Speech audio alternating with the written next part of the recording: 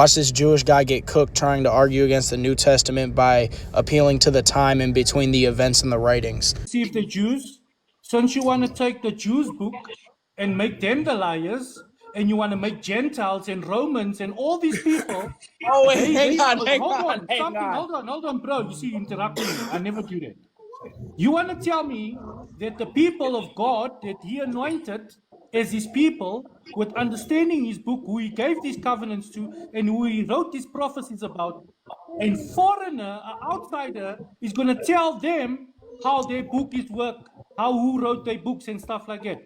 Help me understand it, please. And yes, I'm gonna help you understand. Just mute up. I'm gonna help you understand. I'm gonna help you understand. Yeah. Don't worry, I'm gonna help you understand. Okay, just mute up real quick. So this was hilarious. First of all, I can't appeal to Christian scholars, but when I'm talking about the Old Testament, I apparently have to appeal to Jewish scholars. That's dumb. Second of all, this idea that Yahweh didn't give everybody a brain is also dumb. He might hang on. Shut up. Okay. This idea. Look, just because Yahweh might not have given you a brain doesn't mean he didn't give everybody else a brain. I can assess Jewish sources myself and decide for myself which ones are reliable and which ones are not reliable. And considering the Babylonian Talmud is not the Bible, then I don't really need it, do I? No, I don't.